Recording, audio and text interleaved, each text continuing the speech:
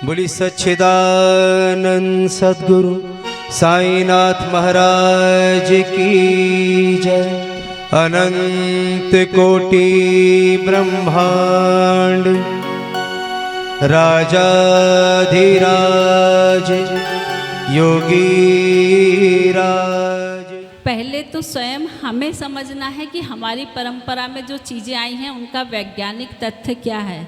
हमारी एक एक परंपरा जो शुरू से चली आ रही है उसमें बहुत सारे ऐसे वैज्ञानिक तथ्य और सत्य छुपे हुए हैं जो हमें नहीं मालूम है। दीवाना तेरा आया बाबा तेरी शिरडी में, दीवाना तेरा आया बाबा तेरी शिरडी में, नजराना दिल कनाया मेरे बाबा। अपनी सोच को इसलिए बदलना है कि जैसे कोरोना था मालूम ही नहीं पड़ा, ना उम्र देखी कोरोना ने किसी की, ना समय देखा, और हम कब चले गए मालूम ही नहीं पड़ा। तो हर पल हमारा अंतिम समय है, ये सोच के चलें और रोज़ तुलसी का पत्ता मुंह में लेके चलें, क्योंकि कब अंतिम समय आ जाए हमें नहीं पता।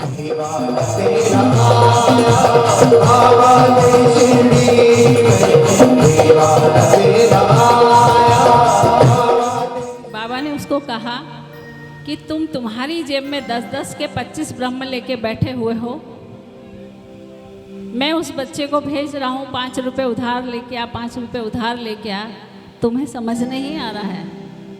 अर्थात उसकी जेब में उस समय 250 रुपये थे जो बाबा को पता था, और बाबा उसकी परीक्षा ले रहे थे कि इसका जो पैसे का मोह है वो छूट रहा है या नहीं छूट रहा है। बाबा ने बैठा दिया देता अभी हो गया, मारवाड़ी से 5 रुपए बालक लेकर आ, बार बार बालक गया मिला न उसको से, बाबा की लीला हो दे दुष्ट हो गया से। ईश्वर ने 84 लाख योनियों के बाद हमको ये मनुष्य जन्म दिया है। इसकी एक एक सांसें हमारे लिए बहुत अमूल्य हैं।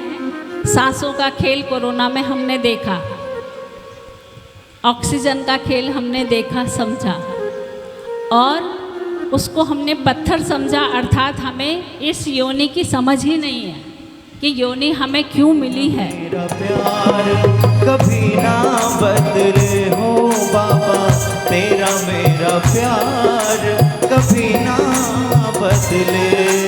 बच्चे पढ़ लिख गए हैं, विदेश चले गए, माता पिता अकेले रह गए। अब हम बच्चों को कह रहे हैं कि बच्चे हमको नहीं पूछ रहे हैं। सबसे पहले पढ़ाने लिखाने का निर्णय हमारा था, विदेश भेजने का निर्णय हमारा था। अब आप बच्चों को बोलेंगे कि वो आ नहीं रहे, वो उनकी मजबूरी है, उनका करियर है, उनका जीवन है। फिर माता पिता को कहते हैं आप जाके रहो, वो रहते नहीं हैं, क्योंकि उनका सारा समाज सारा कुछ यही है। तो ये निर्णय पहले आप करो कि आपको क्या करना है। बच्चों को दोष मत दो, बच्चे बिल्कुल दोषी नहीं हैं। शिरडी वाले